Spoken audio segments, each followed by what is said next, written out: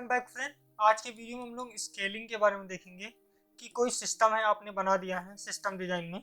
Okay, तो उसको scale कैसे करेंगे। अब जो डिस्ट्रीब्यूटेड सिस्टम था उसमें तो आराम से स्केल हो जाएगा, लेकिन मोनोलिथिक सिस्टम अगर जो है तो हम उसे कैसे करेंगे। तो आज के वीडियो में हम लोग यही देखेंगे। बेसिकली मोनोलिथिक जो सिस्टम है ये वो सिस्टम होते हैं जो आपको पहले वीडियोज में मैंने आपको बताया है। एक सिस्टम है, इसी के अंदर आपका फ्रंट एंड भी है, बैक एंड भी है, डेटाबेस भी है। अगर आपको इसको स्केल करना है तो आप इसको कैसे करेंगे। इसको स्केल करने के बेसिकली दो तरीके हैं। एक है हॉरिजेंटल स्केलिंग, ओके, दूसरा है वर्टिकल स्केलिंग। ठीक है, तो कैसे करते हैं चलिए देखते हैं। मान लीजिए आपके पास कोई सिस्टम है, ठीक है, इसमें ही आपका फ्रंट एंड भी है, बैक एंड भी है, डेटाबेस भी है। अब अगर ये सिस्टम मान लीजिए आपका 1 TB स्टोरेज है और 16 GB का रैम है, आपके सिस्टम पे लोग आ रहे हैं, अपना काम कर रहे हैं आपके सॉफ्टवेयर पे। अब अगर ज़्यादा लोग आने लगेंगे तो हो सकता है ये स्टोरेज कम पड़ जाए या इतने रैम आप से काम ना हो पाए। तो आप क्या करेंगे, बेसिकली आप क्या करेंगे कि मार्केट जाएंगे, ये सिस्टम तो आपके पास था ही 1 TB का और लाएंगे और कनेक्ट कर देंगे। तो क्या हो गया, ये 2 TB का हो गया। इसी तरीके से आप करेंगे, और लोग आने लगेंगे तो आप तीसरा भी कनेक्ट कर देंगे, ये 3 TB का हो गया। इसी को कहते हैं वर्टिकल स्केलिंग, जहां एक के ऊपर एक आप स्केल करते चले जाते हैं, इसी को कहते हैं वर्टिकल स्केलिंग।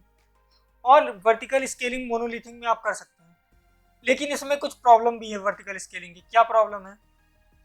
पहली प्रॉब्लम यह है कि अगर सब कुछ आपका एक ही जगह रहेगा, एक ही सिस्टम पे रहेगा, तो अगर ये फेल हो गया किसी कारण से या कोई एरर आ गया इसमें, तो पूरा सिस्टम फेल हो जाएगा। इसी को कहते हैं single point of failure. Vertical scaling की पहली प्रॉब्लम क्या है? Single point of failure. दूसरा प्रॉब्लम क्या है? जैसे ये मान लीजिए ग्राफ बना दे रहा हूँ, जैसे जैसे मान लीजिए क्लाइंट आते जाएंगे और आपके पास एक ही सिस्टम होगा तो परफॉर्मेंस लो होगा, स्टोरेज एरर आएगा, फिर आपने दूसरा लगा दिया वो ठीक हो जाएगा, फिर तीसरा लगा दिया और सही हो जाएगा। लेकिन एक टाइम के बाद जाने के बाद ये जाके इस तरह से सिचुएटेड हो जाएगा, आप बहुत ज़्यादा नहीं कर सकते। ये एक प्रॉब्लम है आपकी वर्टिकल स्केलिंग में कि एक लिमिट से ज़्यादा आप इसको स्केल नहीं कर सकते हैं, ये प्रॉब्लम। इसीलिए कोई भी बहुत बड़ी कंपनी वर्टिकल स्केलिंग को नहीं यूज करती। जो भी कंपनी मोनोलिथिक सिस्टम को यूज भी करती है वो वर्टिकल स्केलिंग को एक लिमिट के बाद नहीं यूज करती है। तो वो क्या यूज करती हैं? वो यूज करती हैं हॉरिजॉन्टल स्केलिंग। क्या? Horizontal scaling. अब हॉरिजॉन्टल स्केलिंग क्या होता है इसे देख लीजिए। हॉरिजॉन्टल स्केलिंग क्या कहता है कि आपके पास एक सिस्टम 1 TB का, ठीक है, आपको इसको ना यूज करके आप ढेर सारे सिस्टम यूज कर लीजिए, ओके, जो एक दूसरे से नेटवर्क कॉल में जुड़े हुए हों।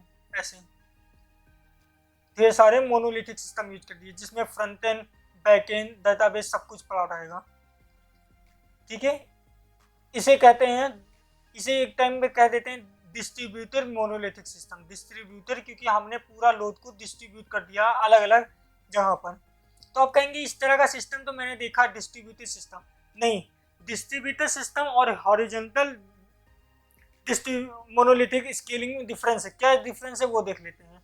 नहीं, बहुत लोग कंफ्यूज हो जाते हैं कि हॉरिजॉन्टल स्केलिंग और डिस्ट्रीब्यूटेड सिस्टम में डिफरेंस क्या है। उसमें देखिए डिफरेंस क्या है कि हॉरिजॉन्टल में जब एक मशीन को हम लोग डिवाइड करते हैं ढेर सारे मशीन में, ओके, ऐसे ऐसे, तो हर मशीन में फ्रंट एंड, बैक एंड और डेटाबेस तीनों मौजूद होता है। यानी कि अगर कोई काम आ गया, कोई क्लाइंट आया, तो उसको दूसरे मशीन पे नहीं जाना पड़ेगा, एक ही मशीन में उसको सब मिल जाएगा।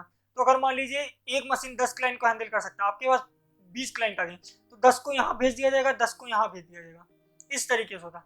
लेकिन डिस्ट्रीब्यूटेड सिस्टम में क्या होता है कि एक क्लाइंट आएगा तो उसका पूरा काम एक मशीन ही नहीं कर पाएगा। क्योंकि किसी में सिर्फ फ्रंट एंड होगा, किसी में सिर्फ बैक एंड होगा, किसी में डेटाबेस होगा। तो यहाँ फ्रंट एंड से उसको यहाँ नेटवर्क कॉल करना पड़ेगा और इसको यहाँ करना पड़ेगा। लेकिन एक क्लाइंट जब यहाँ पर हॉरिजॉन्टल में आता है तो सारा काम उसी के अंदर हो जाता है। आई होप आपको समझ में आ गया होगा। इसीलिए जो हॉरिजॉन्टल स्केलिंग है इसकी एक सबसे बड़ी लिमिटेशन ये है, एक प्रॉब्लम ये है कि इसमें आप सेलेक्टिव स्केलिंग नहीं कर सकते। सेलेक्टिव स्केलिंग का मतलब क्या है कि आप एक सिस्टम है, इसमें front end, back and, database सब है। अगर आप चाहते हैं कि मैं सिर्फ अपना डेटाबेस बढ़ा लूँ तो आप नहीं बढ़ा सकते। आप अगर हॉरिजॉन्टल स्केलिंग भी करेंगे और 2 मशीन और यूज करेंगे तो तो इसमें भी front end back and database रहेगा, इसमें भी front end back and database रहेगा। तो आपको सब कुछ स्केल करना पड़ेगा, एक सेलेक्टिव स्केलिंग नहीं कर सकते। एक ये बहुत बड़ी प्रॉब्लम है हॉरिजॉन्टल स्केलिंग की। दूसरी बहुत बड़ी प्रॉब्लम क्या है कि मान लीजिए आपके पास 3 मशीन है, ठीक है, अब सब में डाटा तो सेम ही है, अब किसी ने आया इसमें चेंज कर दिया कुछ डाटा, डी का D2 कर दिया, तो यहाँ पर भी आपको चेंज करना पड़ेगा, यहाँ पर भी चेंज करना पड़ेगा।